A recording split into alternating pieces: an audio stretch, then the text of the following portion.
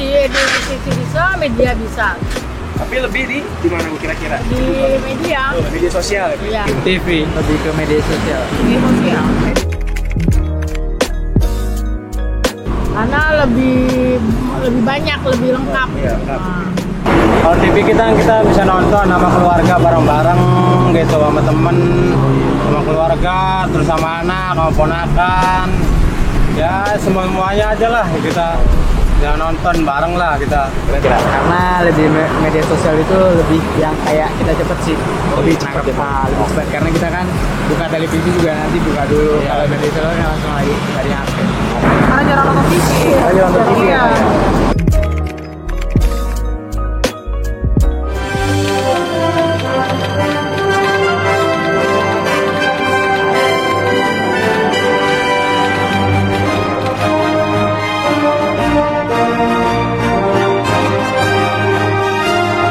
Assalamualaikum warahmatullahi wabarakatuh. Selamat pagi, salam sejahtera untuk kita semua. Shalom, Om Swastiastu, Namo Buddhaya, salam kebajikan.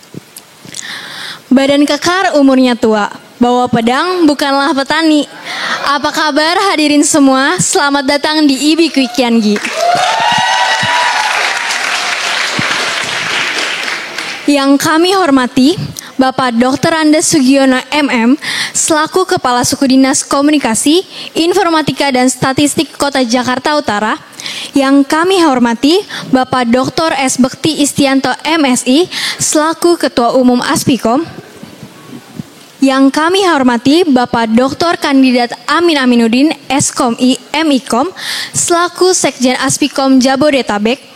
Yang kami hormati Ibu Dr. Diana Anggraini SIP MM MIKOM selaku Ketua Departemen Bagian Kerjasama Aspikom Jabodetabek.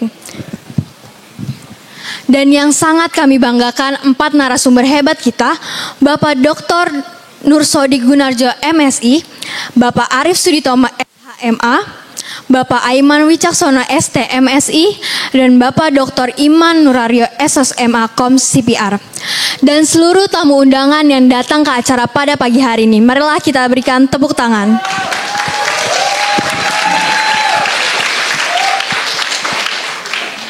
Selamat datang di acara talk show Senjakala Televisi yang diselenggarakan oleh mahasiswa-mahasiswi Ilmu Komunikasi Broadcasting Institut Bisnis dan Informatika Kwikiangi. Marilah kita berikan tepuk tangan yang sangat meriah pada pagi hari ini. Perkenalkan, saya Krisna Kusnadi selaku MC yang akan memandu jalannya acara pada pagi hari ini. Senjakala Televisi merupakan acara talk show yang bertujuan untuk meningkatkan pemahaman akademis tentang bagaimana media mainstream, khususnya televisi menerapkan strategi multiplatform, yakni dengan mengangkat tema tantangan televisi di era digitalisasi dan konvergensi. Terima kasih atas dukungannya kepada sponsor, Halo Bank, Witakom, keluarga alumni Persahabatan Pemuda Indonesia Jepang Abad 21 atau Kapija 21. Kami juga mengucapkan terima kasih kepada para official media partner, Metro TV, Media Indonesia, Medcom.id, Merdeka.com, Urbanasia.com, dan Text from Jakarta.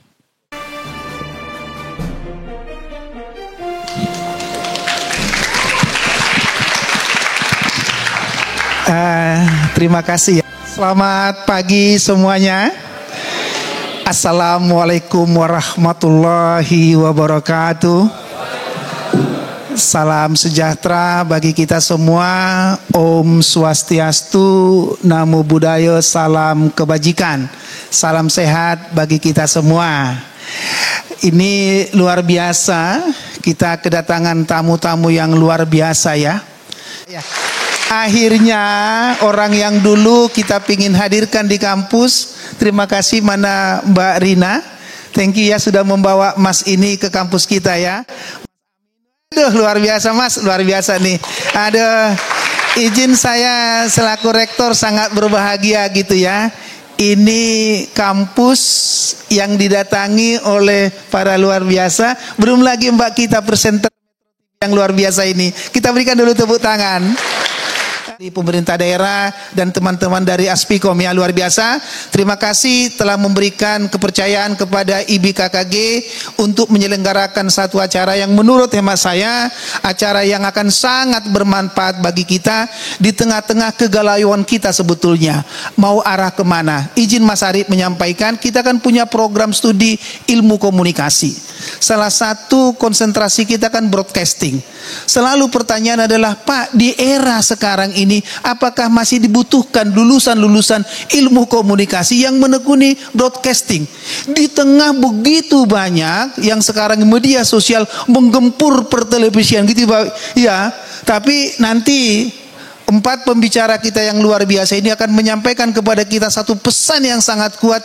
Jangan pernah khawatir bahwa masa depan broadcaster itu akan tetap mantap gitu ya. Kita berikan dulu tepuk tangan untuk kita semua ya.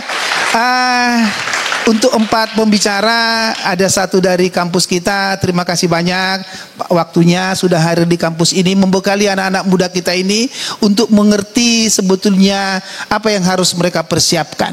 Kita membangun kampus kita sederhana Mbak. Kita membangun kampus kita dalam 3 pilar. Pilar yang pertama adalah pilar yang namanya dengan kekeluargaan, kegembiraan dan sukacita. Jadi ini yang kita bangun sebetulnya. Bagaimana menciptakan interaksi antara dosen dengan mahasiswanya dan sumber belajarnya dalam suasana kekeluargaan, dalam suasana bahagia, dalam suasana sukacita. Supaya apa? Kita ada sebetulnya yang mau kita capai. Kampus ini didesain sangat mudah sebetulnya Mbak. Yaitu apa? Bagaimana untuk menghasilkan kepada yang namanya dengan corporate leader di masa depan, profesional unggul di masa depan, dan para bisnismen di masa depan. Jadi seluruh program studi, meskipun dia program studi komunikasi, tapi mereka harus mengerti bisnis. Ini adalah senjakala televisi, tantangan televisi di era digitalisasi dan konvergensi gitu ya. Jadi ini adalah satu peristiwa yang sangat baik bagi kita untuk memahami ke depannya masa depan pertelevisian seperti apa, masa depan media sosial seperti apa. Seminar ini saya buka dengan sangat salutlah kepada semua panitia ya. Ini proyek mahasiswa ini ya. Ini proyek mahasiswa Mas. Jadi proyek mahasiswa. Kita berikan dulu ini proyek mahasiswa. Dan di kesempatan yang indah ini izin menyampaikan terima kasih banyak kepada Metro TV sebagai corporate partnership IBKKG untuk pengembangan ilmu komunikasi ke depan. Mas Arif izin menyampaikan, mungkin Mas sudah sampai beritanya, studio IBKKG dibangun dengan kerjasama yang sangat luar biasa di bawah pengawasan dari tim Metro TV. Ya luar biasa. Dan Mbak Rina juga orang Metro TV, khusus kita bisikkan ke Mas Andi, Mas izin dong, kirim dong. Siapa? Bisa nggak ya yang paling ini? Perlahan-lahan Mbak Rina, nanti Mas Andi, baru Mas Arif gitu loh Mas. Jadi kita menantikan Mas Arif menjadi bagian dari pengembangan IKOM IBKKG. Setuju enggak? Setuju ya. Untuk itu sekali lagi selamat mengikuti seminar, selamat berbagi ilmu dari ibu bapak sekalian. Ayolah kita menjadi bukan hanya pendengar, tetapi suara pendiskusi yang sangat handal. Ingat ya, kemanapun kita melangkah, Anda tidak akan pernah berjalan sendiri. Karena apa?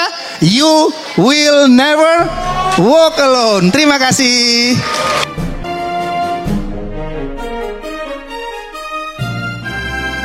Terima kasih Faisal atas sambutannya. Selanjutnya kita akan diberikan sambutan dari Dr. Andes Sugiono MM selaku Kepala Suku Dinas Komunikasi, Informatika dan Statistik Kota Jakarta Utara. Mari kita berikan tepuk tangan yang meriah.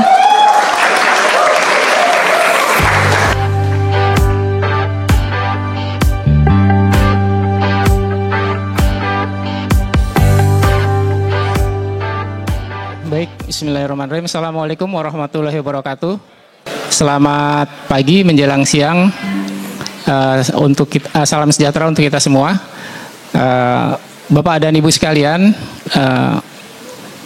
saya mau menyampaikan ya permohonan maaf dari Bapak Wali Kota karena seharusnya beliau hadir pada hari ini, tapi karena ada acara yang bersamaan. Mohon maaf beliau tidak bisa hadir, dan beliau sangat mendukung sekali untuk kegiatan ini dan memberi penghargaan yang setinggi-tingginya kepada adik-adik yang sudah melakukan kegiatan ini.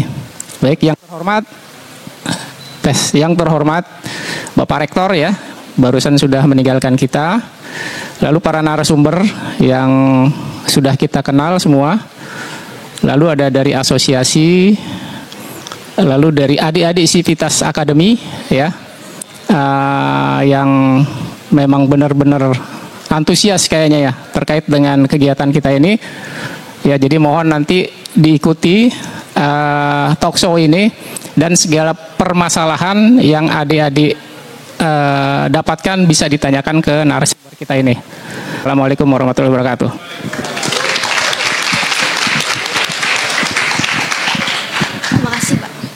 Jadi begini, baik, saya mewakili Asosiasi Pendidikan Tinggi Ilmu Komunikasi ya, secara nasional. Kebetulan memang saya sekarang ada di Jakarta ya, sehingga Mas Dekan, Mas Imam ini adik kelas saya waktu di Sarjana di Vkom Unpad.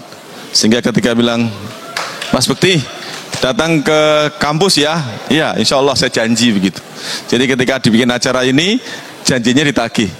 Jadi ini adalah kunjungan pertama, mudah-mudahan tidak yang hanya pertama dan terakhir, berkunjung ke kampus IB Fikyanki ini ya. Itu yang pertama. Kemudian yang kedua, yang saya hormati para narasumber, ini orang-orang hebat semuanya yang ada di sini. Ada Pak Warek juga. Terima kasih Pak. Television, the new religion in industry area. Saya dibesarkan bahwa televisi itulah kuncinya satu-satunya yang menjadi sumber kebenaran. Ya, the truth of information itu adalah televisi. Sekarang 40 tahun berikutnya ini sudah mulai menurun. Televisi nggak menarik lagi, atau menjadi jurnalis tidak menarik lagi, tapi yang menarik kemudian adalah menjadi seorang content creator, ya, karena duitnya lebih banyak. Nah, inilah kemudian yang saya merasa inilah background latar belakang yang perlu dikaji oleh teman-teman mahasiswa.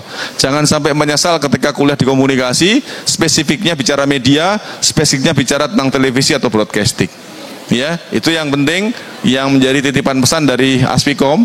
Nanti kalau Aspikom ini tidak banyak yang mengkaji tentang ini, khawatirnya Aspikom nggak akan berkembang. Ya, itulah kemudian sekali lagi selamat buat mahasiswa Hima ya, ini ya, panitia dari Hima ya. Himpunan Mahasiswa Komunikasi IB Fakultas Komputer dan Komunikasi IB Universitas Fikyanki, kepada Pak Warek, Pak Dekan, seluruh narasumber, selamat bertalk show, sukses buat Anda semua. Saya akhiri, Assalamualaikum warahmatullahi wabarakatuh. Terima kasih Pak Bekti atas sambutannya. Dan tanpa berlama-lama, marilah kita memulai acara. Marilah kita panggilkan moderator kita. Ia adalah seorang eksekutif produser dan news anchor iNews. Menjadi moderator debat Capres kedua di tahun 2019. Ia merupakan lulusan dari Universitas Katolik Parahyangan jurusan Hubungan Internasional. Dan sampai saat ini sudah bekerja 13 tahun di industri media. Sebelumnya ia juga bekerja di Metros TV sejak tahun 2010 sampai dengan 2016. Marilah kita sambut Kak Anissa Dasuki. Marilah kita berikan tepuk tangan.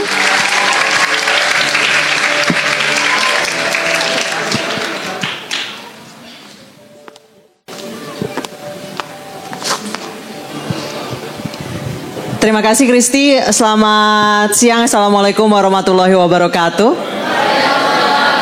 Saya Anissa Dasuki, moderator hari ini. Temanya Senjakala Televisi, Tantangan di Era Digitalisasi dan Konvergensi. Benarkah televisi ini sudah senjakala atau sudah mulai terbenam? Kita akan membahasnya nanti. Namun sebelumnya saya akan menyapa terlebih dahulu tamu kita yang terhormat, Kepala Suku Dinas Komunikasi Informatika dan Statistik Kota Jakarta Utara, Dr. Andes Sugiono MM. Selamat pagi Pak. Ketua Aspikom Asosiasi Pendidikan Tinggi Ilmu Komunikasi, Dr. Andes S. Bekti Istianto MSI. Selamat pagi Pak. Sekjen Aspikom Jabodetabek, Bapak Dr. Amin Aminuddin Eskom I Mikom. Selamat pagi. Ketua Departemen Bagian Kerjasama Aspikom Jabodetabek, Ibu Dr. Diana Anggreni SIP MM MIkom. Selamat pagi. Rektor Institut Bisnis dan Informatika Quick Yanggi, tadi Bapak Hisar Sirait sudah ada keperluan lain, dan serta Wakil Rektor Institut Bisnis dan Informatika Quick Yanggi. Selamat pagi Pak. Dosen dan teman-teman IB Quick Yanggi, senang sekali rasanya dapat hadir kembali di kampus yang luar biasa ini. Tapi saya terakhir ke sini kayaknya tahun 2007 atau 2008 gitu, saya lupa. Baik tamu undangan dan teman-teman sekalian, benarkah televisi ini sudah ditinggalkan atau senjakala? Mungkin teman-teman di sini, teman-teman mahasiswa, ada yang masih nonton TV setiap hari? Masih. Teman-teman mahasiswa loh, bukan yang di depan. Nontonnya dari TV di rumah apa live streaming? Udah TV di rumah nggak kepake aja gitu? Yang nonton orang tua? Ibu bapaknya apa nenek kakeknya? Lalu bagaimana strategi televisi supaya bisa bertahan di era digital dan konvergensi? Sudah hadir di tengah kita 4 narasumber yang luar biasa di bidangnya. Kita panggilkan satu persatu. Direktorat Pengelola Media, Direktorat Jenderal Informasi dan Komunikasi Publik, Kementerian Komunikasi dan Informatika, Dr. Nur Sodik Gunarjo MSI. Ini sebelumnya, Pak Gun silakan duduk. Pak Gun ini menjabat sebagai PNS Dinas Infokom Jawa Timur dan menempuh pendidikan S2 Manajemen Pemerintahan dan Politik Lokal di Universitas Erlangga, dan S3-nya S3 Penyuluhan dan Komunikasi Pembangunan di Universitas Indonesia. Narasumber selanjutnya Mas Arief Suditomo SHMA yang saat ini menjabat sebagai Programming and Development Director Metro TV.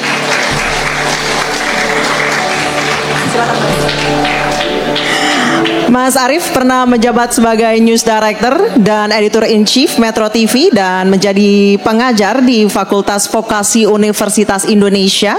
Mas Arief mengambil gelar Magister Komunikasi di University of Westminster, London, United Kingdom. Narasumber yang ketiga, kolega sekaligus bos saya, Mas Aiman. Aiman Wijaksono STMSI, Editor-in-Chief Sindo News TV dan Deputy Editor-in-Chief iNews. Sebelumnya Mas Aiman dikenal sebagai news anchor dan jurnalis senior di Kompas TV dan mengambil Magister Manajemen Komunikasi di Universitas Indonesia. Last but not least, Dr. Imam Nurario Esos MA Kom CPR, Dekan Fakultas Komputer dan Ilmu Komunikasi IB Quick Yanggi. Silakan Mas Imam. Banyak fansnya ya Mas Imam ya. Mas Imam ini menempuh S2 di Swinburne University, Melbourne, Australia. Kemudian mengambil program Doktor Ilmu Komunikasi di Universitas Pajajaran. Mas Imam ini pernah beberapa kali di iNews ya Mas ya? Diundang ya? Pernah diwawancara. Oke, sebelum kita mulai bincang-bincang pagi ini, pagi banget, ini ada data terkini, ini hasil riset dari teman-teman mahasiswa bahwa media sosial ini jadi sumber informasi utama masyarakat Indonesia dalam 3 tahun terakhir. Ini adalah laporan survei hasil kolaborasi Kementerian Komunikasi dan Informatika bersama Kata Data Insight Center yang bertajuk Status Literasi Digital Indonesia 2022. Nah, tahun 2022, 2021, 2020. 3 tahun terakhir. Kemudian dari Reuters, data selanjutnya. Nah, ini dari Reuters, data Reuters Institute Digital News Report 2023, online and social media ini jadi popular sources of news bagi masyarakat di Indonesia. Tapi kebanyakan sampelnya mereka yang tinggal di daerah perkotaan. Kemudian ini data dari We Are Social 2023 bahwa orang Indonesia lebih banyak menghabiskan waktunya menggunakan internet dan media sosial dibandingkan di televisi. Karena kalau media sosial kan bisa dibawa kemana-mana, kalau televisi repot dibawa kemana-mana. Kemudian selanjutnya, nah ini kalau misalnya dari sisi bisnisnya, belanja iklan digital ini naik signifikan di angka 64%, sementara televisi bergerak stagnan dengan pertumbuhan hanya 6%, walaupun belanja iklannya tertinggi masih ada di televisi. Baik, ini langsung saja saya duduk dulu.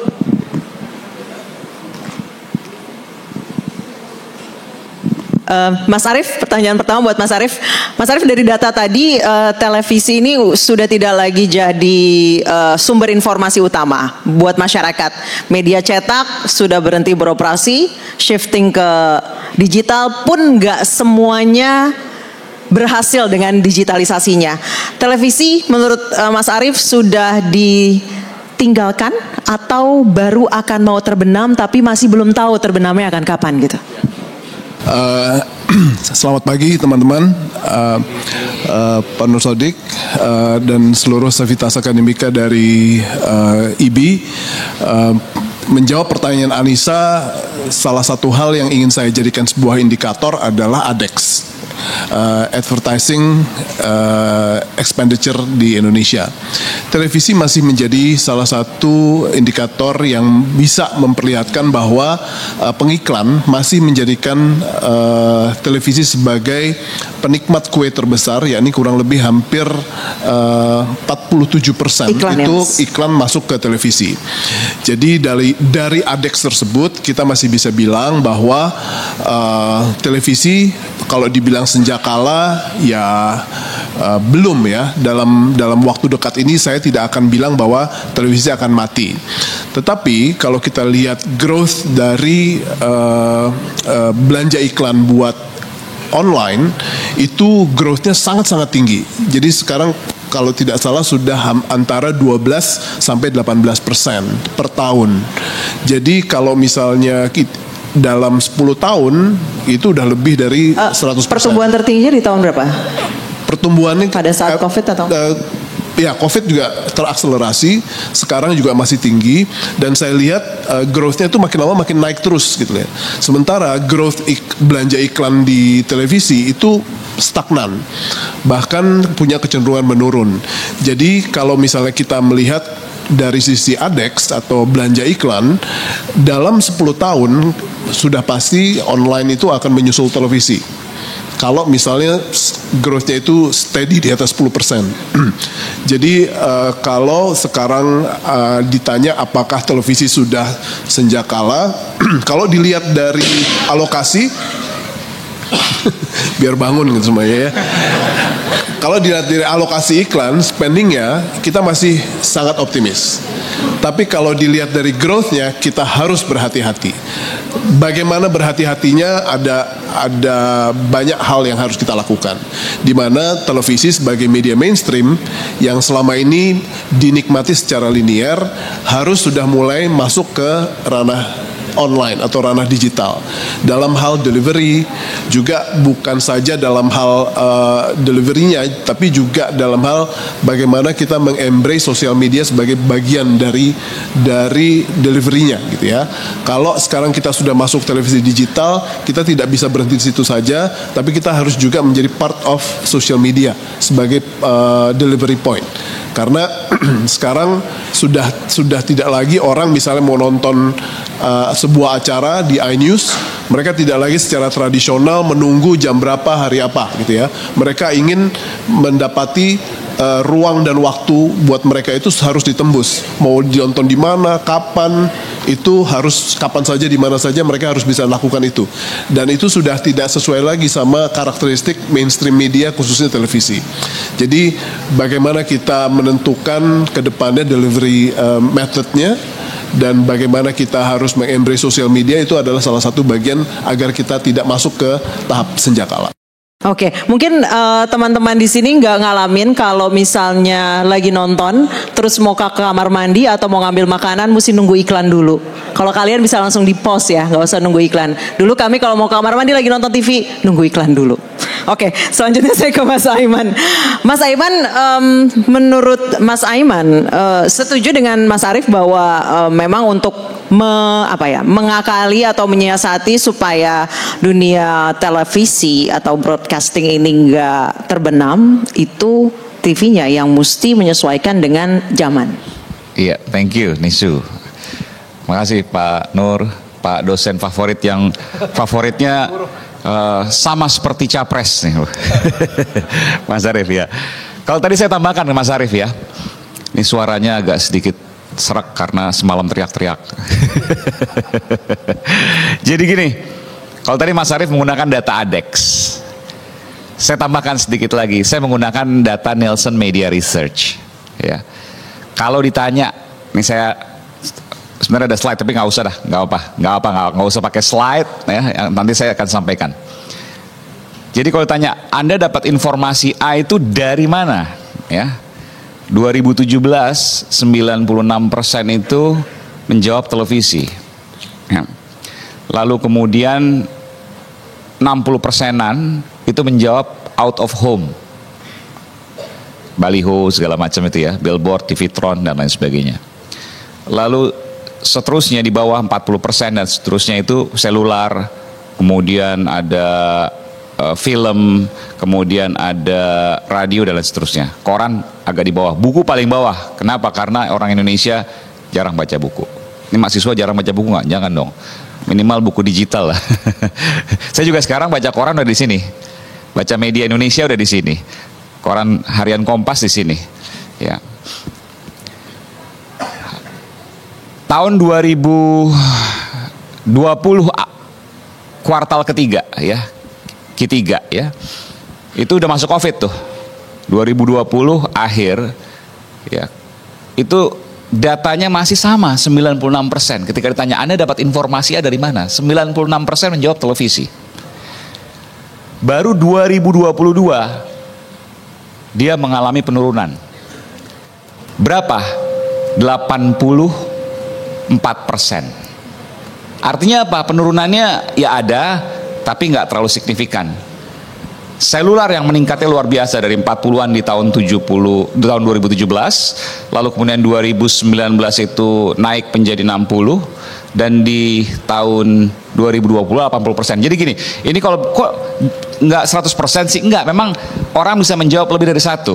Jadi bukan pie chart ya, bukan apa diagram kue, bukan. Tapi orang bisa menjawab lebih dari satu. Jadi kalau tanya Anda dapat informasi A dari mana? 1 televisi, 2 media sosial, 3 dan seterusnya. Jadi yang paling banyak ketika ditanyakan masih televisi sampai tahun 2022 yang katanya kan Covid itu mempercepat proses digitalisasi dan seterusnya. Covid itu mempercepat ya. Sekarang kita kalau lihat nih hotel-hotel itu huniannya relatif menurun kecuali untuk MICE. Kalau yang orang datang ke suatu tempat misalnya, lalu kemudian dia untuk meeting itu udah nggak ada lagi. Kenapa? Diganti dengan Zoom. Itu real terjadi. Jadi yang mereka datang sekarang ya memang betul-betul untuk kalau nggak yang dikembangkan sekarang lah staycation ya, Sabtu Minggu keluarga dan lain sebagainya, atau memang betul-betul di di create ya, diciptakan untuk membuat pertemuan itu menjadi hal yang harus terjadi offline gitu. Kalau enggak mereka cukup dengan conference call atau mungkin Zoom ya dan lain sebagainya. Mereka punya perangkat sendiri. Dan itu terjadi penurunan. Jadi memang switching ke peradaban digital ini dipercepat oleh Covid yang kemarin. Nah, tapi bicara televisi angkanya demikian. Tadi Mas Arief sudah menyampaikan dari sisi pendapatannya. Belanja iklan. Saya menyampaikan dari sisi publiknya, acceptance-nya, penyerapan informasinya. Nah, itulah faktanya. Pertanyaannya, sampai kapan ini akan bertahan atau akankah terus tergerus? Jawabannya mungkin. Tapi apakah akan mati? Saya kok nggak yakin. Dulu 2013 saya ingat, saya sempat di Kompas ya. 2013 itu salah satu pemimpin redaksi Kompas ya, sekarang sudah almarhum Mas Taufik Miharja itu mengatakan begini, ini koran sudah turun tapi saya yakin 10 tahun ke depan, dia bilang gitu ya, koran itu masih akan tetap hidup. Dan terbukti. Bayangkan koran harian, siapa sekarang orang yang baca koran? Mahasiswa ada nggak baca koran? Kalau dulu saya waktu mahasiswa nggak enak kalau nggak baca koran tuh, tahun 90-an 2000-an awal. Sekarang mahasiswa ada nggak baca koran? Nggak ada. Siapa yang baca koran? Coba tunjuk tangan.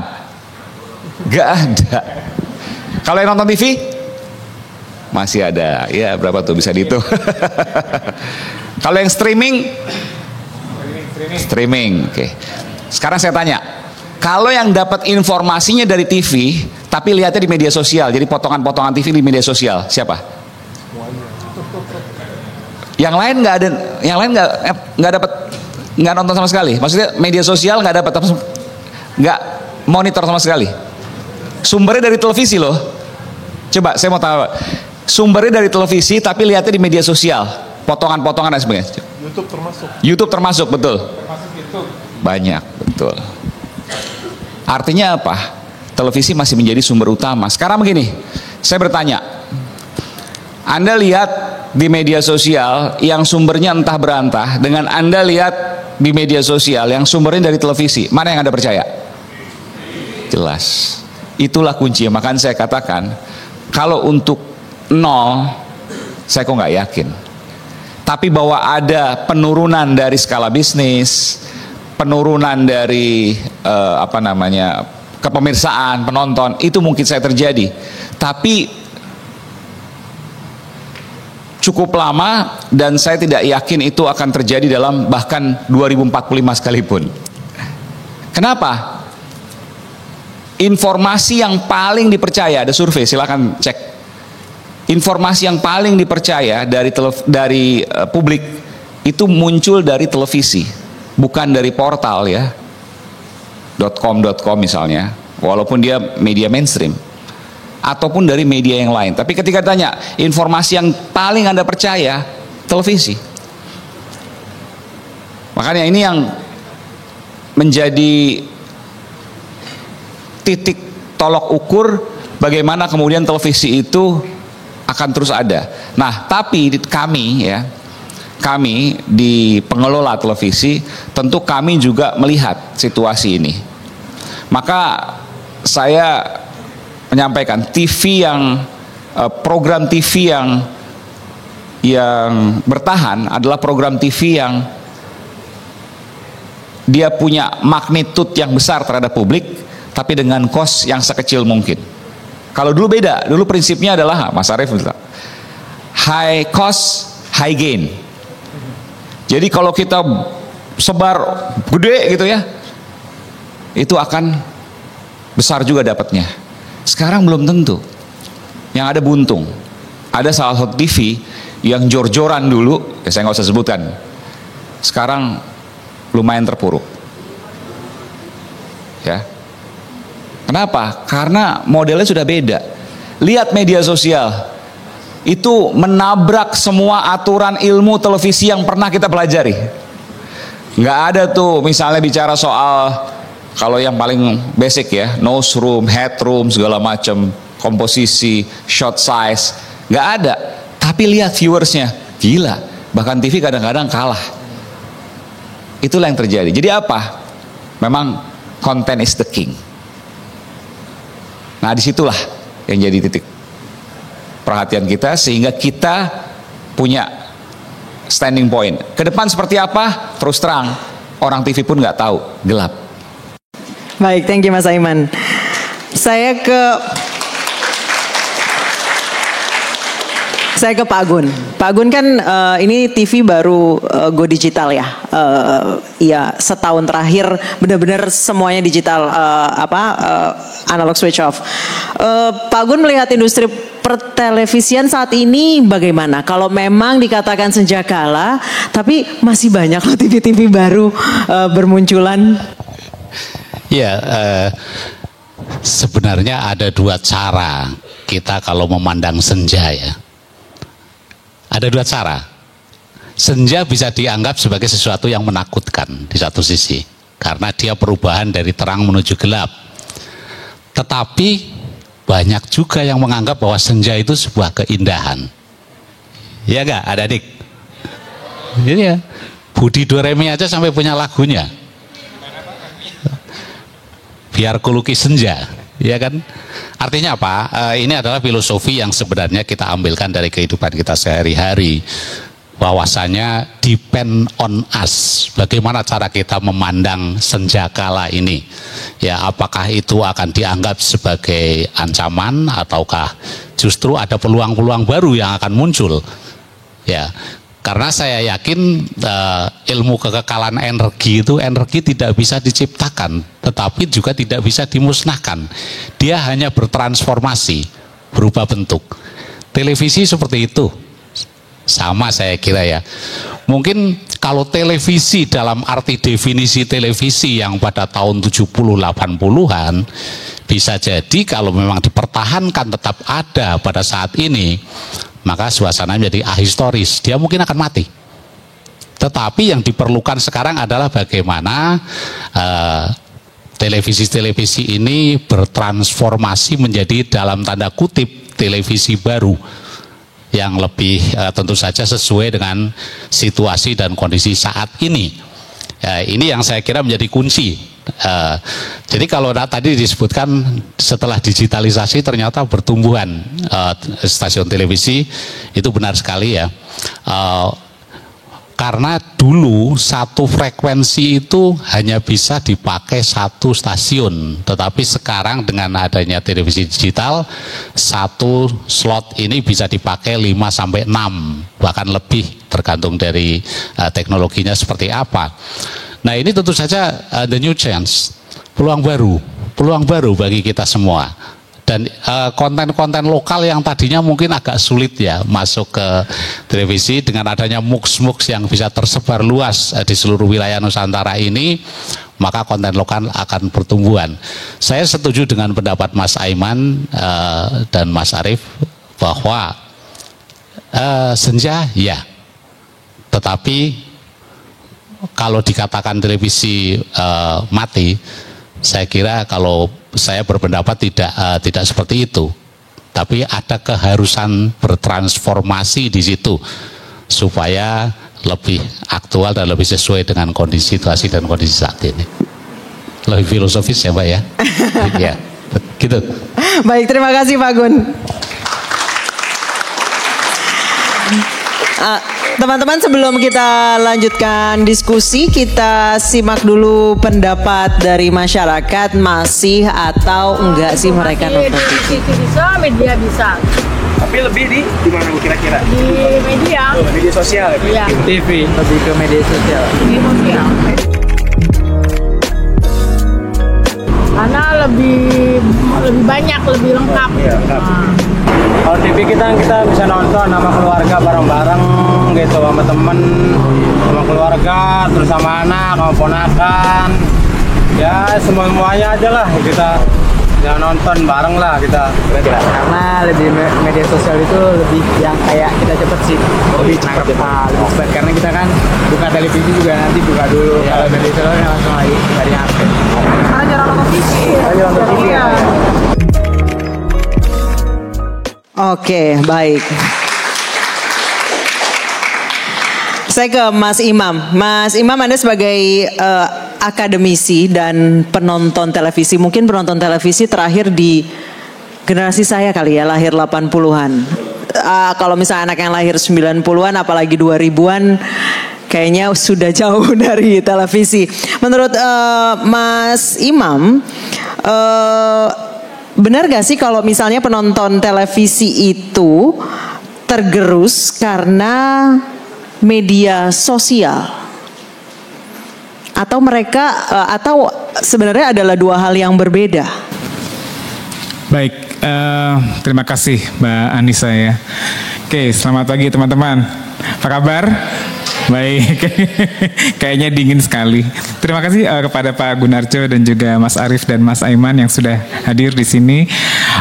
Kalau dikatakan bahwa tergerus, ya sebetulnya bisa dikatakan ini dua hal yang berbeda seperti tadi yang sudah di-highlight oleh Mbak Anissa ya, bahwa ini kan dua media yang berbeda. Orang selalu beranggapan bahwa kehadiran media baru itu akan mengancam media yang lama ya. Nah, seperti halnya kalau saya sebagai akademisi, dosen juga mengajarkan dari dalam buku-buku teks bahwa kehadiran media baru itu selalu diwarnai dengan bahwa media yang lama ini akan mati karena kehadiran media baru. Seperti halnya pernah kita pelajari bersama bahwa misalnya hadirnya media elektronik pada waktu itu akan menggantikan media cetak. Namun ternyata prediksi itu ternyata tidak benar, kan? Kemudian bisa jadi juga adanya media sosial kemudian akan mematikan media yang lain seperti media surat kabar, televisi dan lain-lain. Kemudian kita sudah perilaku masyarakat ini begitu banyak yang kemudian menggunakan media sosial dan ternyata betul ada juga ya yang media pada akhirnya sudah tidak terbit majalah. Misalnya mungkin Mbak Nisa sama saya dulu pernah pernah membaca majalah Hai mungkin dia waktu Gadis sama kawanku. ya.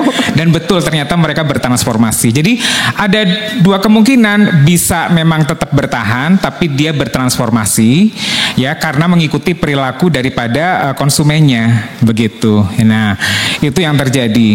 Nah, untuk khususnya televisi barangkali saya tidak ada data sebetulnya apa yang diberikan oleh Pak Aiman atau Pak Arif atau Pak Gunarjo, tapi kita sendiri adalah pelaku daripada riset itu sendiri. Jadi saya selalu membaca dari riset-riset mahasiswa atau riset daripada dosen yang berkaitan dengan televisi. Saya membaca jurnal ilmiah, prediksinya seperti apa yang dikatakan oleh Pak Aiman kita nggak tahu nantinya apakah akan benar-benar mati atau bagaimana televisi ini sendiri. Tapi dari sisi bentuk atau fisik barangkali itu tidak akan mati, tapi malah bertambah canggih. Artinya begini, fisik dalam arti kata kotak elektroniknya ini ada, tapi fungsinya mungkin tidak lagi untuk memberikan informasi hiburan yang membawa pada satu rasa kekeluargaan untuk nonton bareng seperti dulu, atau membicarakan acara TV di kemudian hari pada saat besoknya kita. Kalau dulu saya kan misalnya mungkin Mbak ngalamin nonton film ini di TVRI atau nonton acara TV ini adik besoknya kakak rebutan remote. Ya. Terus besoknya di sekolah kita ngobrolin ini penyanyi ini. Misalnya kemarin ada acara Safari dulu ya, Selecta Pop, apa film apa, Hunter apa kan. Kita ngomongin besok paginya di sekolah gitu ya. Ingat ya, kok ketawa ngangkat pasti ngalamin. Ya kan? Kalau gini nggak bisa, kalau mahasiswa sekarang nggak tahu yang seperti itu ya kan. Nah jadi itu mungkin udah akan perilaku-perilaku itu akan tergeser, tidak akan ada. Mungkin barangkali mereka akan lebih fokus kepada konten yang mereka gunakan di media sosial. Atau kalau sekarang bapaknya nonton, iya. Kalau sekarang bapaknya nonton, anaknya begini. Iya, betul ya. Jadi memang fokusnya kepada perilaku-perilaku. Jadi sekali lagi bentuk fisiknya mungkin akan tambah canggih, tapi fungsi daripada televisi itu sebagai sarana yang tadi, yang bersosialisasi atau memberikan kehangatan keluarga atau untuk menjadi topik pembicaraan di antara teman-teman mungkin tidak. Ya, jadi saya lihat juga memang orang mungkin akan beli TV, tetap beli TV secara elektronik, tapi di situ ada untuk channel YouTube, untuk nonton Netflix ya, untuk nonton film. Jadi artinya tetap perilakunya mengarah ke demasifikasi itu tadi, fokus kepada minat dari individu yang memang menggunakan TV tersebut. Saya punya keponakan di rumah itu juga beli TV canggih-canggih, tapi ya memang untuk main game gitu, untuk nonton film Korea, drakor, entah drakor, dratur, Turki, apapun di situ dia nonton spesifikasi atau spesialisasi apa yang dia inginkan. Jadi kira-kira seperti itu.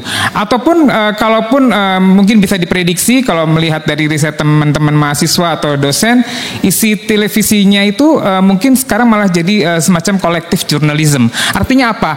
Menghimpun acara-acara yang ada viral kemudian ditayangkan di televisi. Jadi memindahkan apa yang ada di media sosial ke media massa. Mungkin seperti itu kira-kira. Terima kasih Mbak Nisa. Oke, makasih Mas Imam. Iya. Sebenarnya saya tahu, tapi kan biar ada nih yang tahu. Kita saat ini ya, kita bisa dibilang sebagai media paling besar ya. Mas Arief juga alumnus dari MNC juga. Jadi kita punya 4 TV terestrial, tahu ya terestrial ya, yang pakai antena biasa itu. Dan TV kabelnya ada banyak ya. Ada macam-macam. Ada Okezone TV, Sindo News TV dan lain sebagainya, banyak. Kemudian kita punya sekian portal. Nah ini tergabung dalam sekarang baru tahun 2023 ini kita gabungkan ke iNews Media Group ya. iNews Media Group. Itu kita punya 56% pangsa pasar media di seluruh Indonesia. Jadi 56% pasar media itu diambil oleh MNC karena memang besar sekali medianya. Nah, pertanyaannya apakah kemudian ini menjadi kekuatan utama? Iya, saat ini masih iya. Apakah ada tantangan? Pasti. Ya. Sekarang nggak bicara televisi nih. Sebenarnya yang lebih suffering, lebih menderita dari televisi itu apa? Portal, Pak. Bapak Ibu, Mas Mbak semua. Tahu portal ya? Kalau baca berita misalnya apa? Okezone.com, sindonews.com, ada mediaindonesia.com, ada Medcom ya, ada Detik misalnya, kompas.com dan sebagainya. Itu portal. Itu yang paling suffering. Kenapa? Mereka tergantung pada algoritma yang namanya algoritma Google. Algoritma Google berubah, pendapatan mereka juga berubah, dan itu drastis. Jadi mereka sebenarnya yang lebih suffering dibanding kita televisi. Bahkan ada banyak sekali dari portal-portal ini ya, yang mereka minus, tidak bisa kemudian untuk memenuhi hajat hidupnya. Ini yang terjadi. Karena kenapa? Bergantung dengan Google. Sama seperti konten-konten kreator di YouTube. Sekarang tuh banyak yang mengeluh. Kenapa? Karena algoritma Google berubah. Apalagi sekarang ada platform baru yang namanya TikTok. Itu luar biasa. Bahkan katanya kalau mau menang Pilpres harus menguasai TikTok, bener nggak? Ya, itu yang terjadi. Nah, terus bagaimana kita ini sekarang bisa jalan? Ya, kalau saya mengatakan saat ini kita darurat digital. Kenapa? Kita nggak punya platform khusus. Semua dikuasai oleh platform luar. Coba bayangkan, kalau Google sekarang ngambek ke Indonesia, dia tarik semuanya, handphone semua kalian nggak bisa pakai, bener nggak? Yang Android nggak bisa pakai, yang Apple juga banyak yang pakai akun Google nggak? Pasti masih banyak. Kenapa Tiongkok bisa bertahan? Dia bangun infrastruktur sendiri, namanya Harmony. Ya, Harmony itu ada di platform di kita nggak terlalu populer, itu di Huawei. Ya, kenapa kemudian Iron Dome itu yang di Israel ya, itu bisa ditembus? Karena menggunakan Harmony tadi. Jadi dia tidak menggunakan platform aplikasi apapun yang populer, dan ternyata tembus. Itu yang terjadi. Itu Tiongkok. Kita nggak punya. Kita nggak punya seperti misalnya Weibo, ya, Twitternya mereka lah gitu, aplikasi percakapan. Kita nggak punya yang lain. Jadi kalau seandainya, saya mau cerita dikit nih. Siapa sih yang berpikir bahwa Indonesia dengan Belanda tuh perang? Enggak. Perang itu udah 1800 ke sini. Awalnya apa? Dagang. VOC itu loh. Awal mereka datang di tahun 1500-1600an itu ya, itu dagang. Nih saya punya ini, saya punya itu. Awalnya equal, setara. Lama-lama mereka lebih tinggi karena mereka punya pangsa pasar yang besar, mulai semena-mena. Semena-mena nggak mau diatur, mulai turun senjata. Kan gitu. Apakah itu bisa terjadi di digital? Mungkin saja. Makanya saya katakan kita darurat digital. Kalau seandainya ada sesuatu waktu terjadi dengan negeri kita dan digital itu memainkan peran penting, maka siapa yang paling diuntungkan dan siapa yang paling dirugikan? Kita bisa berpikir ke situ. Nah, ini yang saya mau bangkitkan, bahwa apa yang kita hadapi sekarang ini bukan sekedar televisi saja, tapi jauh lebih dari itu adalah bagaimana kemudian kita membangun kedaulatan digital kita, bukan sekedar kata-kata, tapi hal yang harus memang kita bangun, hal yang harus kita perjuangkan, dan itulah yang harus kita miliki ke depan. Oke, baik, makasih Mas Aiman. Saya ke Mas Arief. Mas Arief, menurut Anda darurat digital tadi seperti yang sudah dikatakan Mas Aiman itu seberapa penting untuk segera diselesaikan, dan kalau boleh dikasih tenggat waktunya itu sebaiknya kapan? Kemudian Metro TV bagaimana, apakah kan sejauh ini juga kolaborasi dengan platform digital, menurut Anda seberapa penting kolaborasi dengan platform digital dan apa yang sudah dilakukan sejauh ini? Yang gampang dulu ya, saya jawabnya tentang Metro TV. Jadi Metro TV pada kesempatan ini, per hari ini kita sudah merintis tahapan agar kita tidak memandang diri kita lagi sebagai seorang atau sebuah institusi broadcast. Kita memandang diri kita sebagai sebuah institusi konten. Jadi konten itu adalah sebuah tayangan yang nantinya tidak hanya bisa dilihat di televisi, tapi juga akan dilihat di berbagai macam platform. Jadi untuk orang-orang yang hanya bisa melihat berita atau derivatnya lewat gawai, lewat device, dan kita akan serve orang-orang seperti itu lewat handphone, lewat televisi yang ada di tembok, atau di berbagai macam platform. Kita akan lakukan modifikasi terhadap seluruh proses operational model kita, termasuk organizational structure kita. Kita akan sesuaikan bahwa ini bukan organisasi broadcast lagi, dan juga bisnis modelnya. Ya, karena waktu kita melihat bahwa diri kita ini bukan perusahaan televisi tapi perusahaan konten, bagian dari struktur itu kita udah nggak lihat. Kalau misalnya dulu perusahaan televisi ada departemen teknik gitu ya, kita udah nggak lihat lagi sebagai departemen teknik. Misalnya tuh ada departemen news, kita udah tidak lihat lagi struktur itu. Jadi semuanya kita lihat sebagai ke depan, struktur organisasinya kita sesuaikan dengan struktur yang diperlukan ke depannya, bahwa kita adalah perusahaan konten. Kontennya apa? Kontennya informasi dan berita. Nah, itu yang kita lakukan. Jadi transformasinya ada di struktur, ada di operational model, dan ada di business model. Mas Arief, kalau misalnya memang sebagai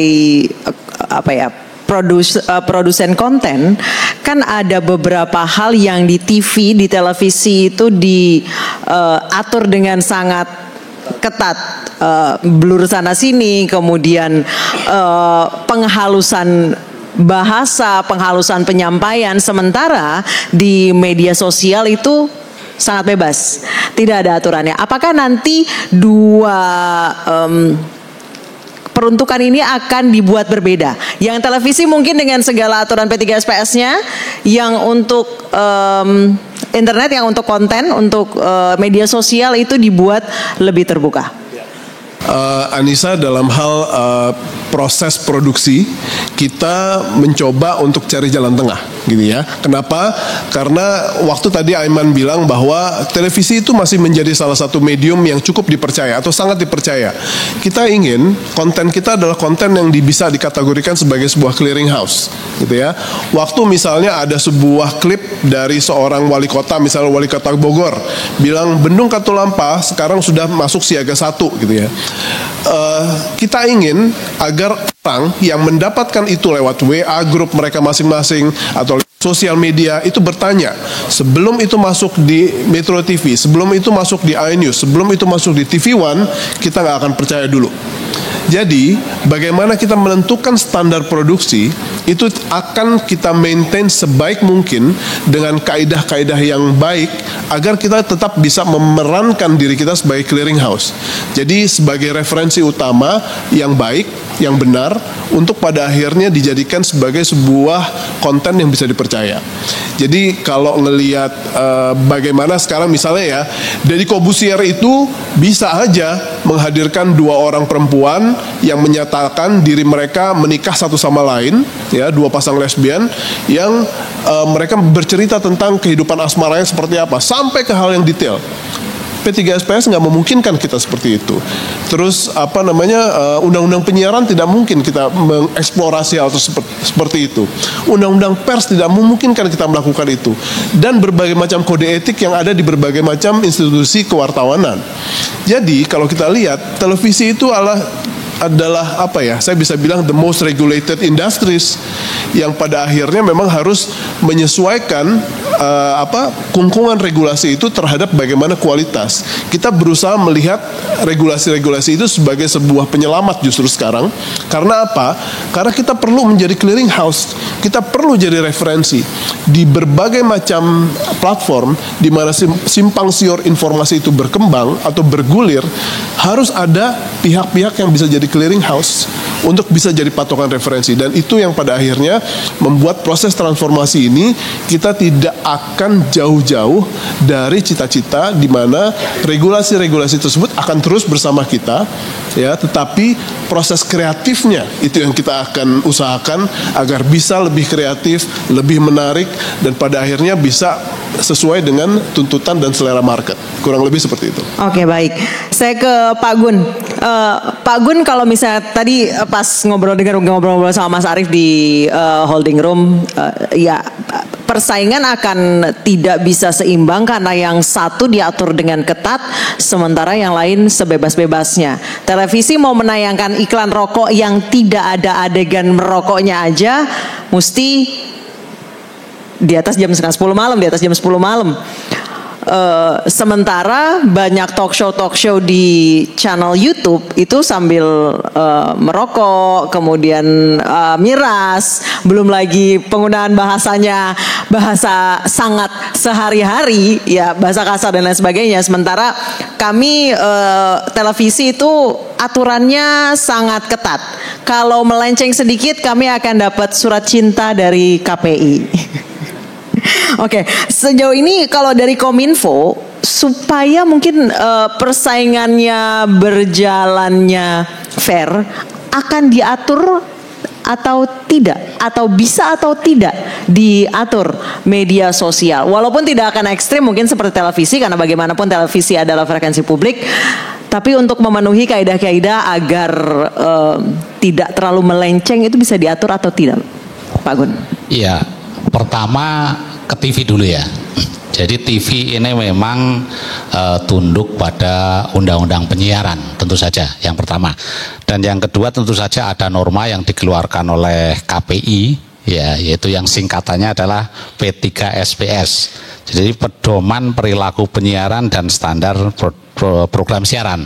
Saya kira kalau kawan-kawan televisi sangat akrab, dan ini yang sering kawan televisi ini mendapatkan surat cinta dari KPI, ya, karena isinya dianggap melanggar P3SPS seperti itu. Mungkin perbedaannya adalah televisi ini menggunakan frekuensi publik, ya, jadi di situ ada kewenangan bagi negara untuk mengatur hal-hal yang sifatnya adalah publik seperti itu. Jadi dasarnya adalah karena menggunakan frekuensi publik, maka harus dipastikan bahwa yang dikonsumsi publik ini memang layak untuk dikonsumsi. Nah, menjadi pelik ketika permasalahannya adalah saat ini kita memasuki sebuah era konvergensi, di mana kita kadang-kadang bingung membedakan ini ranah publik atau ranah privat gitu. Apakah Twitter itu publik? Apakah itu privat? Apakah sebuah podcast itu yang ditayangkan melalui media online ini publik atau privat? Ini menjadi banyak pertanyaan. Sejauh ini yang diatur memang adalah pers dan penyiaran. Ada dua hal itu ya, yang sudah diatur seperti itu. Jadi kategorisasi yang kita pakai, apakah itu termasuk pers atau tidak, penyiaran atau tidak, apakah podcast itu penyiaran? Berbeda tentu saja, ada dalam beberapa hal. Nah seperti itu. Nah ini yang mungkin ke depan tentu saja saya tidak akan menjawab bahwa ini harus ada aturannya atau tidak, karena ini pun saya kira nanti dibutuhkan kajian-kajian yang mendalam, dan Kominfo saat ini pun juga tengah melakukan kajian itu terkait dengan ya media sosial penyiar atau dalam tanda kutip yang mirip televisi yang ada di media sosial. Nah ini juga kategorinya seperti apa. Ini memerlukan kajian yang komprehensif, karena sekarang jangankan yang sifatnya kayak regulasi-regulasi yang dibuat beberapa tahun lalu. Teori-teori komunikasi saja sekarang sudah bingung untuk mengkategorikan ini media massa ataukah media interpersonal ataukah kedua-duanya. Kalau keduanya hukumnya seperti apa? Ini juga satu hal yang saya kira pelik. Nah, kemudian ada kabar baik mungkin sekaligus ya Mbak ya, akan saya sampaikan juga yang terkait dengan hubungan antara tadi dikeluhkan oleh Mas Aiman, pers dengan platform digital. Ya, jadi saat ini sudah disusun regulasi tentang publisher rights. Ya, Mas dikawal oleh Mas ini juga Mas Arief ini juga mengawal ini.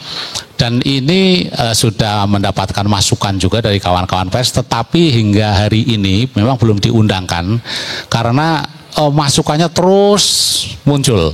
Jadi beberapa pihak masih, saya kok belum dilibatkan, ini masih terus beberapa masukan. Intinya apa Bapak dan Ibu, bahwa publisher rights ini adalah kita berupaya menyediakan fair playing grounds. Jadi wilayah atau wilayah-wilayah bermain yang adil antara pers dengan platform digital. Karena sejauh ini kan konten-konten dari pers ini kan masuk ke platform digital tanpa kompensasi apa-apa. Nah, dengan publisher right nanti pers dan juga termasuk di dalamnya tentu saja media penyiaran ini juga jika ini bisa diundangkan maka akan mendapatkan jaminan nanti bahwa mereka akan mendapatkan kompensasi dari berita-berita yang ditayang ulangkan atau disiar ulangkan oleh platform digital.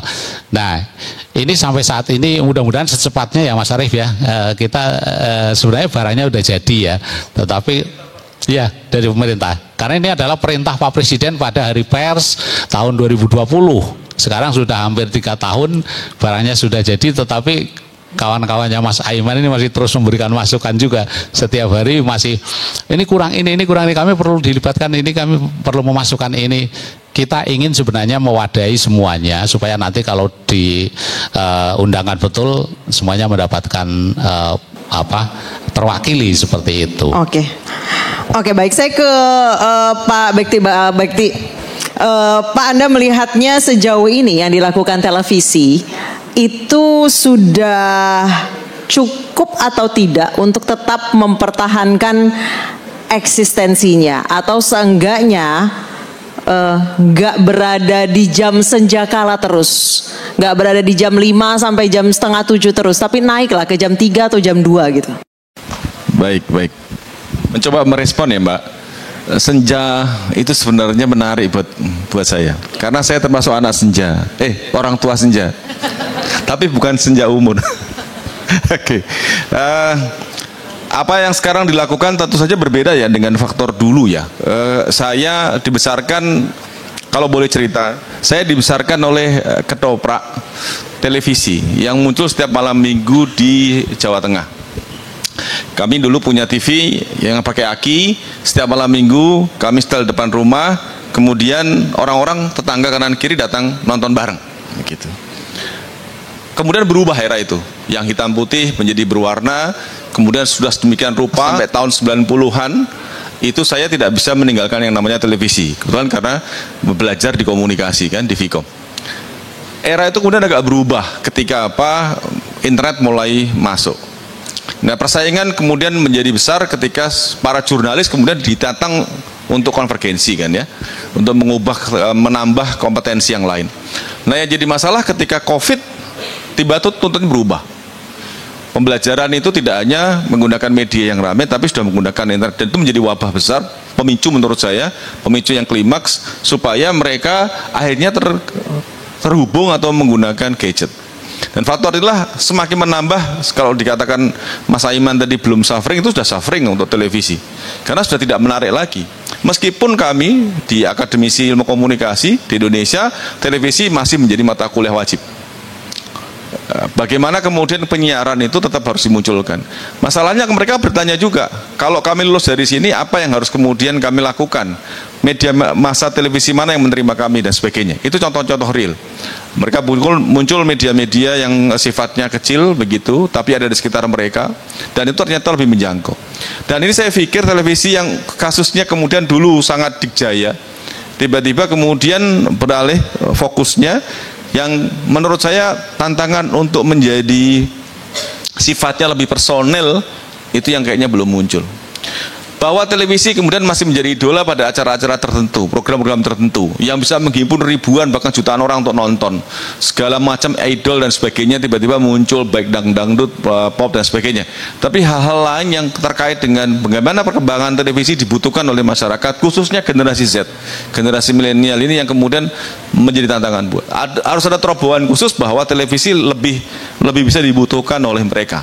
Yang menurut saya ini yang kayaknya buat kami di akademisi merasa bahwa masih belum ketemu titiknya. Kebutuhan akan informasi dari televisi dalam bentuk yang seperti itu kepada personalisasi pengguna atau audiens, khususnya mereka mahasiswa anak muda ini, dibandingkan dengan kebutuhan program yang tadi memang sudah dimunculkan oleh tim redaksi yang spesifik di televisinya.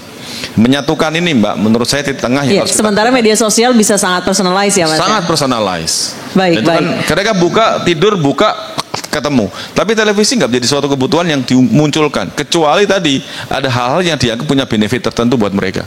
Tiba-tiba mereka bisa terkenal begitu dengan ikut ajang tertentu atau sebagainya. Hal yang kayak begini ini agak berbeda ya menurut saya. Karena kita bicaranya gini, di sisi yang lain bahwa kita bicara literasi media juga rendah di Indonesia. Mau tidak mau kita harus sadari mungkin 60-70% masyarakat kita itu illiterate tentang media.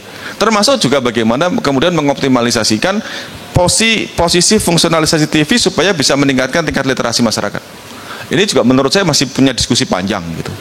Jadi saya pikir tidak selesai kalau hanya mengatakan ini benar atau salah, ini sejak kala atau tidak. Karena saya masih optimis 30 tahun ke depan televisi masih eksis.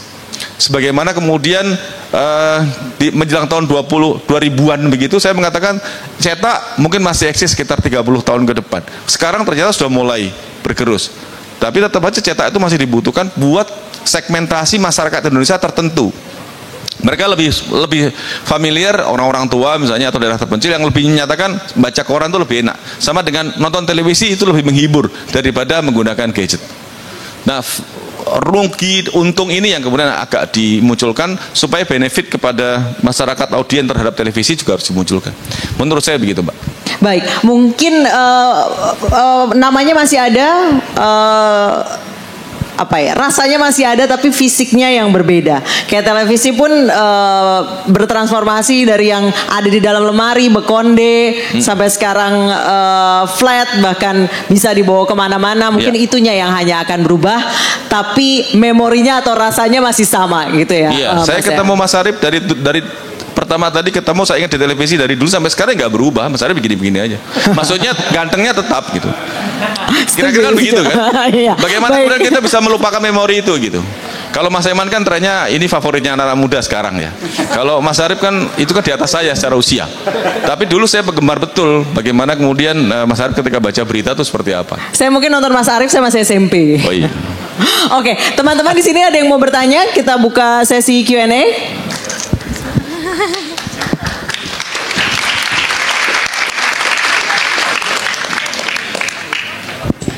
Sebelumnya terima kasih ke atas kesempatannya.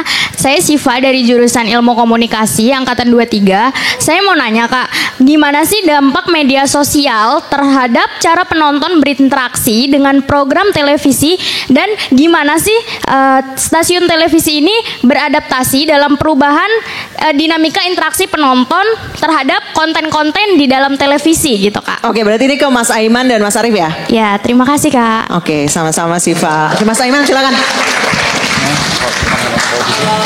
Tadi soal adaptasi konten televisi ya ke media digital. Jadi tadi disampaikan juga oleh salah satu Pak dosen ya, tayangan berbasis komunitas. Jadi gini Pak dan Mbak ya, kita itu dalam membuat, nah Mas Arief lebih ahli nih karena direktur programming. Kita dalam membuat acara televisi nggak bisa kita hanya bicara soal audiens khusus di televisi. Kenapa? Karena televisi itu sifatnya massal. Kalau audiens khusus, dia tidak akan mendapatkan acceptance yang baik, Mbak Siva ya. Oke. Dia nggak akan mendapat acceptance yang baik. Kepemirsaannya nggak bagus, alias rating share-nya jeblok. Tapi kita harus bisa menangkap keinginan publik secara umum. Makanya kalau di berita itu kita menggunakan prinsip issue driven. Jadi isunya apa, itu yang kita kejar. Kenapa kemudian di televisi kok beritanya lagi rame ini ya karena memang itu yang crowd ingin ketahui. Kalau kita belok sedikit saja, istilahnya tuh keluar kerumunan, itu lebih banyak zongnya, lebih banyak nggak dapatnya. Nah, kenapa rating share itu penting? Jelas, karena disitulah kita bisa mendapatkan satu ya, yang paling penting nih, pemirsa yang banyak. Kenapa? Ya percuma kita bikin program bagus, apalagi kalau mahal, nggak ada yang nonton.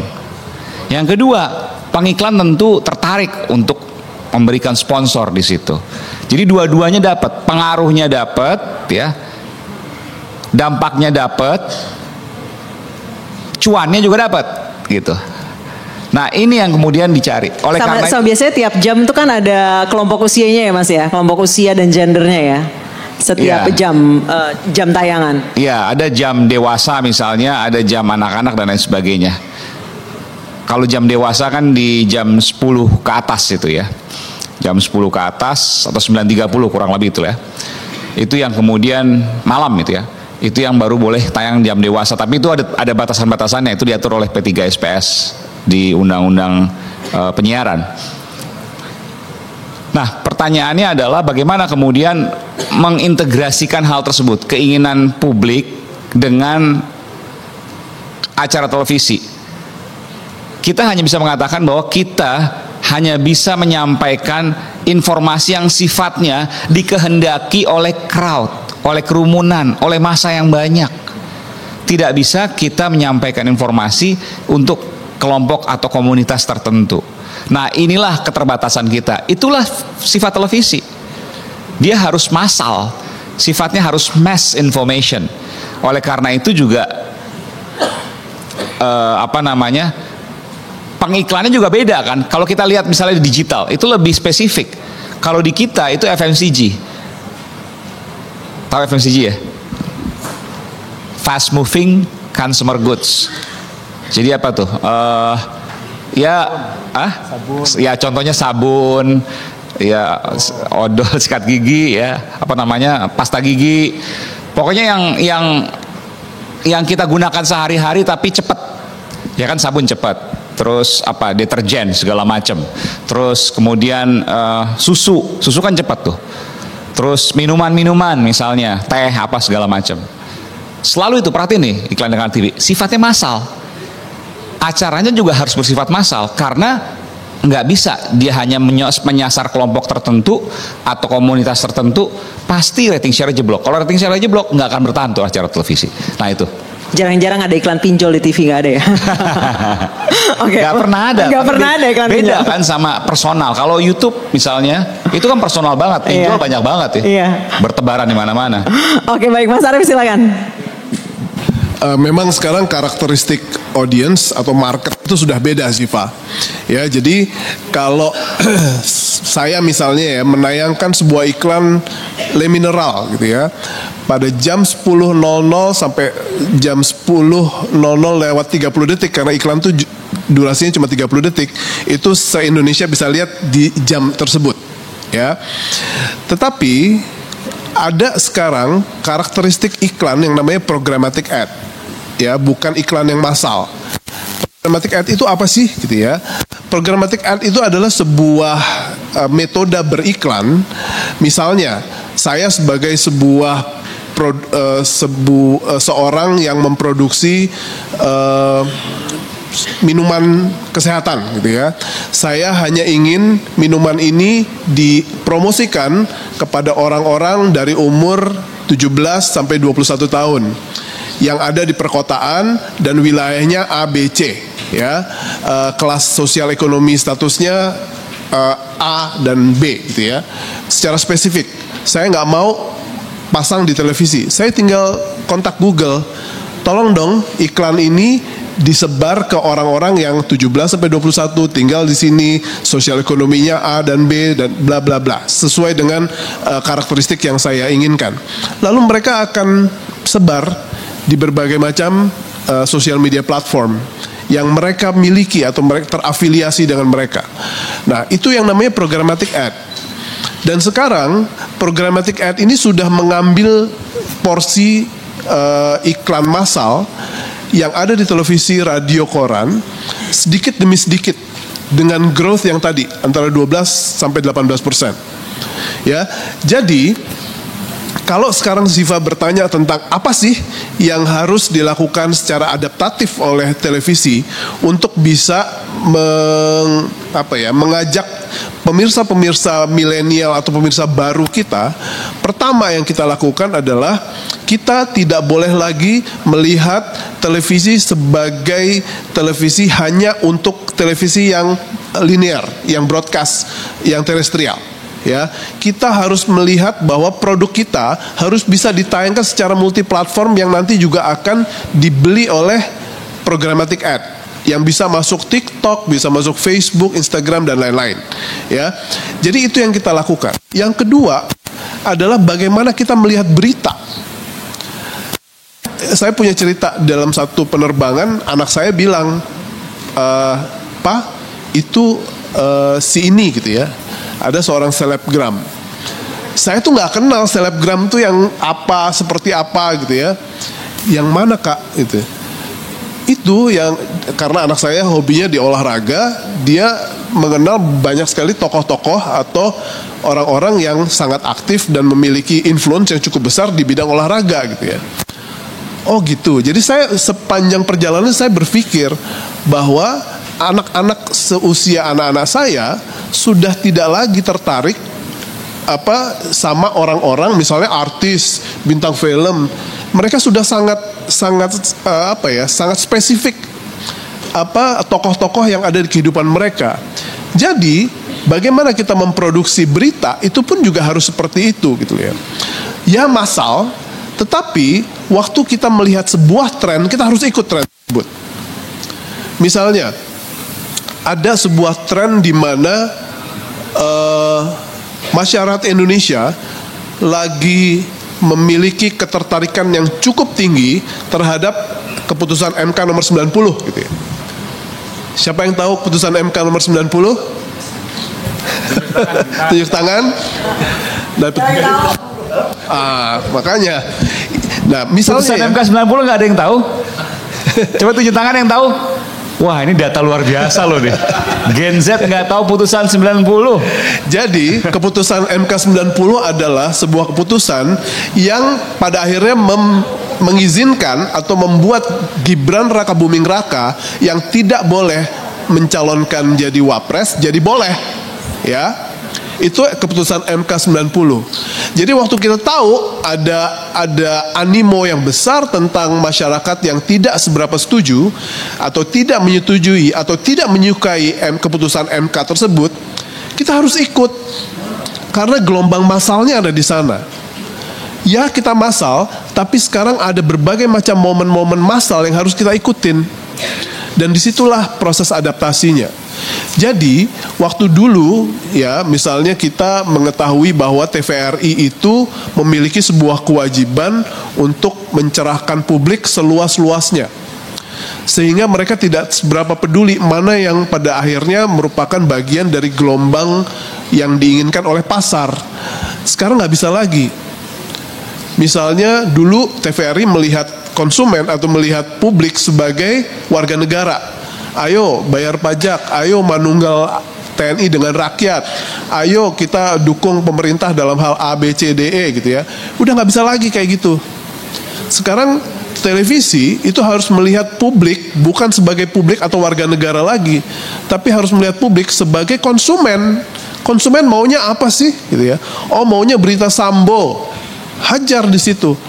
Oh, maunya berita tentang keputusan MK 90, hajar di situ. Maunya tentang bagaimana sekarang misalnya yang ada di heboh di sosial media pada pagi hari ini tentang Gibran yang tiba-tiba sangat emosional, bangkit dari kursinya dan menyuruh orang untuk bereaksi gitu atas ucapan Prabowo waktu di panggung debat yang bilang sorry ye gitu ya. Nah, itu merupakan salah satu hal yang harus diikuti oleh televisi sebagai media massa yang ikut dalam proses gelombang di mana selera market lagi naik gitu ya. Nah, itu yang pada akhirnya merupakan sebuah upaya adaptatif di mana sebagai sebuah media massa kita juga harus ikut selera massa. Dan disitulah biasanya rating akan naik.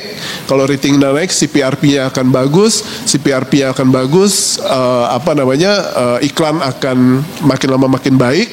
Kita punya longer komitmen dari para pengiklan untuk bisa mengisi pundi-pundi revenue kita. Kurang lebih seperti itu. Oke, baik. Mungkin teman-teman di sini nggak ada yang pernah lihat kartu iuran televisi ya? Kalau yang hidup di era 80-an 90-an mungkin ingat kartu warna kuning berlogo berbagai stasiun televisi, namanya kartu iuran televisi. Kalau dulu tadi kata Mas Arief memang pemirsa itu diakui sebagai warga negara, tapi sekarang pemirsa adalah konsumennya, rajanya. Oke, baik. Ada lagi yang mau bertanya? Boleh dipilih? Silakan. Saya kasih kesempatan 2 orang lagi. Oke, silakan. Halo. Cek. Halo, selamat pagi menjelang siang, bapak-bapak yang terhormat di depan. Kebetulan ada Pak Bos saya juga di sana. Kenalin, nama saya Kensen Kenjaya dari jurusan Ilmu Komunikasi, konsentrasi marketing, kebetulan di semester 7. Nah, dari tadi bapak-bapak di depan ini yang terhormat membahas tentang masa depan TV gini ya. Ada Pak Aiman tadi bilang orang TV aja nggak tahu, gelap gitu ya. Terus Pak Arief tadi bilang mengikuti pasar. Nah, semua ini itu apalagi kalau TV nanti masuk gitu ya ke konten TikTok atau kan mau jadi perusahaan konten gitu ya. Yang jadi pertanyaannya itu adalah apa nanti keunikan TV kalau masuk ke sosial media gitu ya. Karena kan bakal sama aja nih posisinya sama akun-akunnya Raffi Ahmad lah, akun-akunnya Arif Muhammad lah gitu kan. Jadi apakah televisi itu menarik gitu di sosial media nanti ya. Nah, terus kalau mungkin tadi mengutip kata-kata karena televisi adalah maksudnya dalam wilayah pemerintahan gitu ya. Jadi layak, memiliki kelayakan untuk ditonton gitu. Apakah benar layak gitu? Dan apakah benar juga? Toh kalau kita nonton berita di televisi, reporternya itu ngambil ceritanya atau ngambil cuplikan orang-orang yang kebetulan ada di TKP gitu. Jadi belum tentu berita di Metro isinya itu semuanya reporter Metro ceritanya ya, bukan kenyataannya gitu ya. Nah, jadi itu aja sih pertanyaannya. Kalau ceritanya saya kebetulan udah semester 7 gitu, semester depan ingin menaruh karir saya di TV, jadi ya biar nggak bingung aja. Terima kasih. Oke, baik, terima kasih. Sorry, tadi namanya siapa? Kensen. Rensen. Ken. Kensen. Yeah. Oke, Kensen. Ke Mas Arief dan ke Mas Aiman juga berarti ini. Baik, tadi TV masuk ke sosmed. Apa bedanya dengan akun-akun sosmed yang lain kayak Raffi Ahmad, kemudian Arif Muhammad dan lain-lain? Apa kira-kira bedanya? Apakah jurnalis yang masih tidak boleh beropini, sementara kalau misalnya Raffi Ahmad, Arif Muhammad dan lain-lain mereka lebih banyak mengutarakan opini pribadi? Silakan Mas Arief. Bedanya kita bisa dinobatkan ya, dengan bangga saya bisa bilang bahwa bedanya kita dengan content makers yang lain, kita bisa jadi clearing house. Sekarang Mas Kensen bisa nggak menagih kepada Raffi Ahmad, kepada Deddy Kobusier, kepada Denny Sumargo, kepada Nikita Mirzani bahwa mereka memakai sebuah standar operating procedure yang berorientasi pada perlindungan masyarakat. Enggak, hanya kita yang pakai P3SPS. Jadi, kalau sekarang bedanya apa? Bedanya adalah operasi kita atau bagaimana kita melaksanakan tugas kita itu orientasinya adalah perlindungan publik gitu ya. Kita memberikan yang baik buat publik. Dan itu yang jadi salah satu hal yang kita pegang teguh, karena suatu saat ya, waktu orang sibuk mencari sebuah konten yang baik yang mana, yang benar yang mana, yang bermanfaat yang mana, itu pasti akan tiba saatnya mereka pilih kita.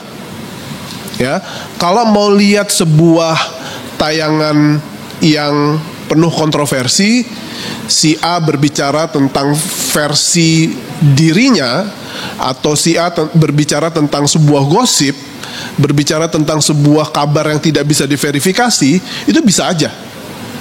Tapi jangan berharap itu datang dari kami gitu ya. Karena kami nggak bisa, nggak menggunakan standar dari standard operation yang tidak dimiliki oleh content makers. Nah, perbedaan lain yang pada akhirnya menjadi salah satu salah satu pembeda di masyarakat adalah bagaimana sekarang pihak-pihak yang berada di bawah payung jurnalisme itu juga memiliki sebuah standar-standar yang diatur oleh etik gitu ya, bukan undang-undang aja gitu. Kita setiap organisasi kewartawanan kita memiliki etik sendiri-sendiri, dan itu juga menginduk pada undang-undang yang ada.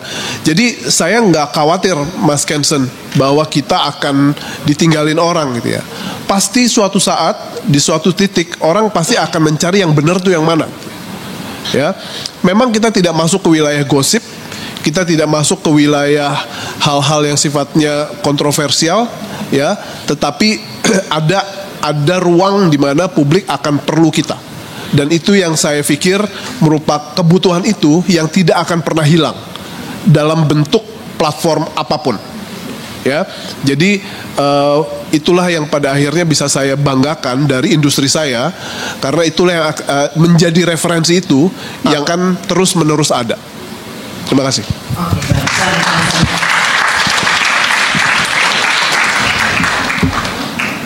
Ini menambahkan aja dari Mas Arief. Jadi gini, kalau kita bicara fenomena sekarang, ini sebenarnya nggak terlepas dari fenomena umum yang namanya long change economy. Apa itu? Yang tadinya wholesaler ya, distributor gede, sekarang muncul kecil-kecil. Lewat apa? Marketplace, betul ya? Setiap orang bisa jualan dengan volume yang gede bagi mereka ya, bagi ukuran individu atau ukuran kelompok kecil atau ukuran UMKM. Yang dulunya itu dikuasai oleh konglomerasi, betul nggak? Nah, ini kan memotong long change economy, rantai panjang ekonomi itu dipotong. Sama juga seperti televisi yang terjadi saat ini, yang tadinya sifatnya sentralistik di televisi ke bawah, televisi ke pemirsa yang ke bawah, sekarang banyak tuh YouTube ya, channel dan lain sebagainya. Itu yang terjadi, sebenarnya sama aja. Nah, perbedaannya adalah, karena perbedaannya, kalau saya jawab dulu nih. Jadi sekarang televisi sekarang itu ada banyak yang, nih saya contoh misalnya di MTech ya, karena teman-teman saya banyak di sana juga. Mereka nggak bisa tayangin itu di TV, tapi mereka buat channel sendiri di YouTube misalnya. Itu salah satu alternatif. Saya nggak bilang itu sebagai solusi utama ya, tapi salah satu alternatif. Jadi misalnya dialog Capres A, dia nggak tayang tuh di TV, tapi tayangnya di YouTube mereka. Bahkan sekarang ada breaking news yang di TV-nya nggak breaking news, tapi di medsosnya dia itu breaking news. Di channel YouTube-nya iNews misalnya breaking news. Di Metro TV misalnya breaking news, tapi di terestrialnya, di TV-nya nggak ada tuh breaking news-nya. Nah, itu punya sebuah varian-varian baru. Artinya kreativitas itu nggak akan hilang dari situ. Pertanyaannya sekarang bicara soal bisnis kan, ya tentu TV terestrial masih jauh sekali dengan platform di bawahnya digital masih gedean TV banget. Nah itu yang jadi permasalahan kan. Tapi juga sekaligus juga harapan buat kita bahwa TV itu masih hidup karena ADEX tadi. Kelebihannya tadi Mas Arief sudah sampaikan, kita punya sistem kerja, cara kerja, bahkan orangnya disertifikasi untuk melakukan proses-proses jurnalistik. Sementara dari konten kreator yang lain kan tidak demikian. Sekarang setiap orang bisa jadi wartawan. Tanda kutip ya, setiap orang bisa jadi wartawan. Walaupun gambarnya kemana-mana. Walaupun gambarnya kemana-mana. Walaupun gambarnya kemana-mana, ngomongnya ngalor ngidul kemana-mana, bener atau enggak ya nggak tahu ya. Tapi wartawan ya, itu pasti ketika dia menyampaikan sesuatu dia punya dasar. Walaupun dilaporin polisi gitu ya. Pasti punya dasar. Karena apa? Terbiasa untuk mengumpulkan fakta-fakta yang kemudian dia kumpulkan menjadi sebuah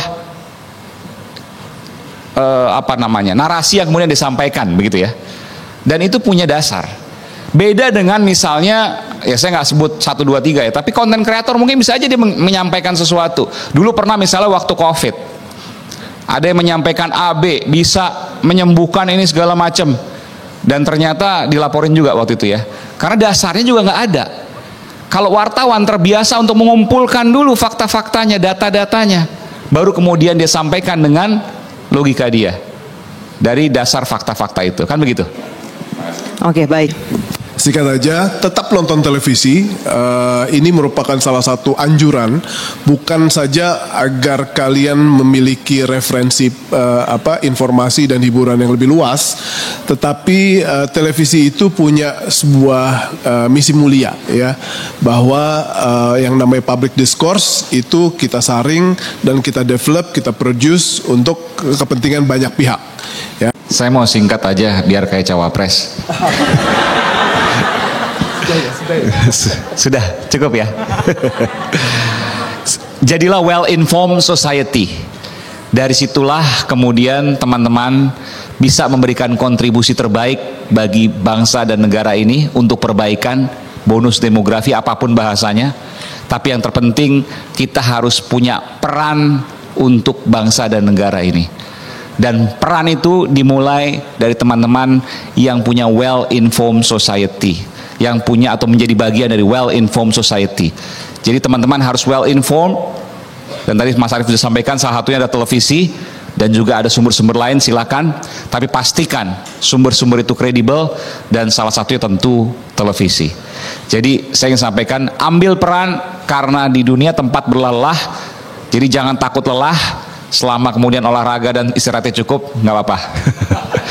Karena lelah itu bagian dari perjuangan untuk bangsa dan negara kita, selama kita memberikan dengan dasar yang baik. Jadilah well-informed society. Udah, cukup ya. Baik, terima kasih Mas Aiman, Mas Arief, Mas Imam, dan Pak Gun atas bincang-bincangnya. Teman-teman mahasiswa, tadi mengutip kata Mas Aiman harus jadi well-informed society. Jangan akses informasi yang setengah-setengah. Akseslah informasi yang komprehensif yang bisa teman-teman dapat di televisi. Oke, baik, tepuk tangan untuk keempat narasumber.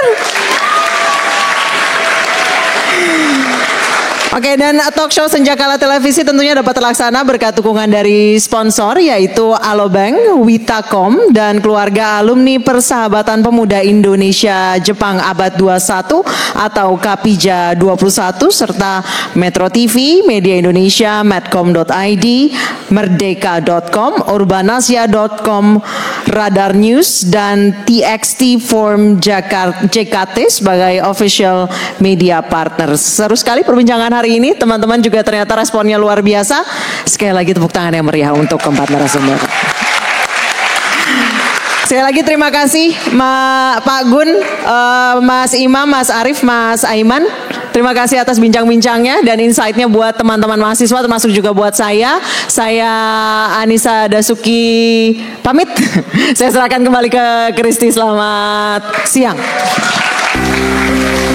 Baik, terima kasih Kak Anissa. Untuk para narasumber untuk tetap duduk di bangku. Terima kasih kepada para narasumber yang telah memberikan pengetahuan yang luar biasa pada hari ini. Juga kepada moderator Kak Anissa, kami ucapkan terima kasih telah memadu acara talk show pada hari ini dengan sangat menarik. Boleh kita berikan tepuk tangan sekali lagi?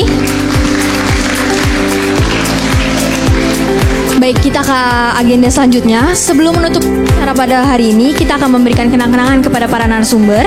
Mohon berkenan kepada Pak Budi selaku Wakil Rektor untuk memberikan kenang-kenangan kepada para sumber kita pada hari ini.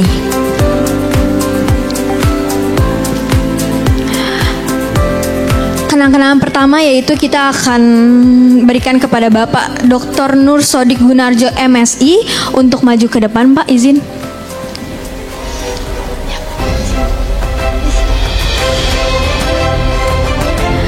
Selanjutnya penyerahan kenang-kenangan yaitu kepada Bapak Arif Suditomo SHMA. Selanjutnya kepada Mas Aiman Adi Wicaksono STMSI. Dan yang terakhir kepada Pak Dr. Imam Nuraryo SSMA Kom CPR.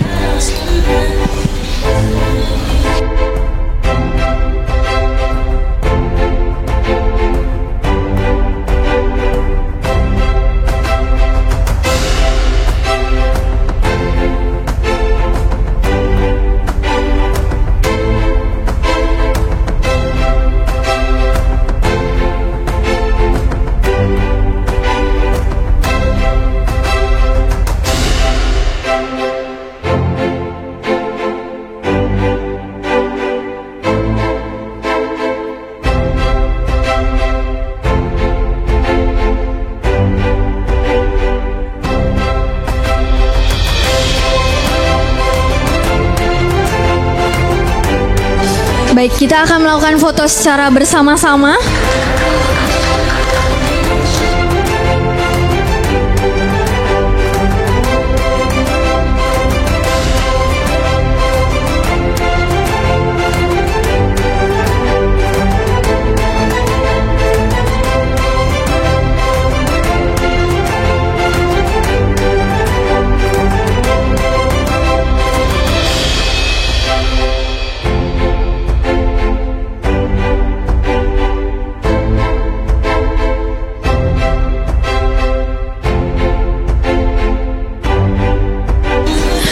Baik, kita akan melakukan WiFi bersama-sama.